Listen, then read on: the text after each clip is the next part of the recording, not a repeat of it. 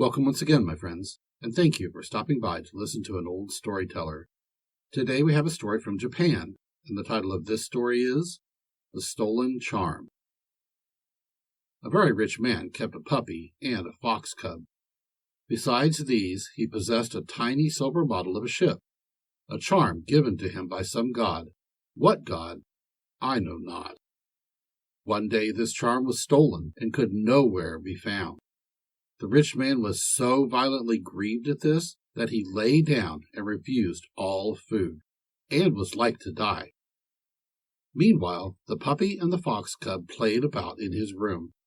But when they saw, after some time, that the man was really going to die, the fox cub said to the puppy, "If our master dies, we shall die of hunger too, so we had better search for the charm." So they consulted as to the best way to search for it, and at last the fox cub was struck by the idea that the ogre who lived at the top of the large mountain that stands at the end of the world might have stolen the charm and put it into his box. The fox cub seemed to see that this had really happened. So the two little animals determined to go and rescue the charm from the ogre. But they knew that they could not accomplish this alone, and resolved to add the rat to their number. So they invited the rat, and the three went off, dancing merrily. Now, the ogre was always looking steadily in the direction of the sick rich man, hoping that he would die. So he did not notice the approach of the fox cub, the dog, and the rat. So when they reached the ogre's house, the rat, with the help of the fox cub, scooped out a passage under and into the house, by which all three made their way in. They then decided that it must be left to the rat to get hold of the charm by nibbling a hole in the box in which it was kept. Meanwhile, the fox cub assumed the shape of a little boy, and the puppy that of a little girl. Two beautiful little creatures who danced and went through all sorts of antics, much to the amusement of the ogre. The ogre was, however, suspicious as to how they had come into the house, and whence they had come, for the doors were not open. So he determined just to divert himself a while by watching their frolics, and then to kill them. Meanwhile, the rat had nibbled a hole in the box.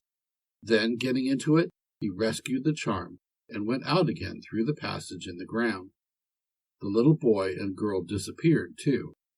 How, the ogre could not tell.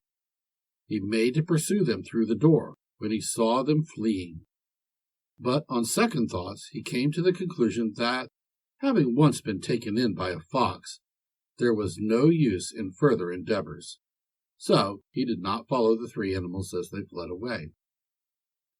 They returned to the village, the puppy and the fox cub to their master's house, and the rat to its own place. The puppy and the fox cub took home with them the charm, and placed it by their master's pillow, playing about near him, and pulling his clothes a little with their teeth. At length he lifted his head and saw the charm. Then he worshipped it with great joy and gratitude. Afterwards the fox cub and the puppy caused him to see in a dream how the charm had been recovered through the rat's assistance. So he worshipped the rat also. For this reason, the Ainos do not think so very badly of the rat after all. The fox, too, though often pursued by dogs, will sometimes make friends with them. And even when a dog is pursuing a fox, it will not bite the latter if it turns its face towards the pursuer. Thank you once again for listening to this story. If you enjoyed this story, please press that like button. Also, please help an old storyteller out by subscribing to my channel. The next story will be posted in a few days, so until then, may your story continue to be a good one.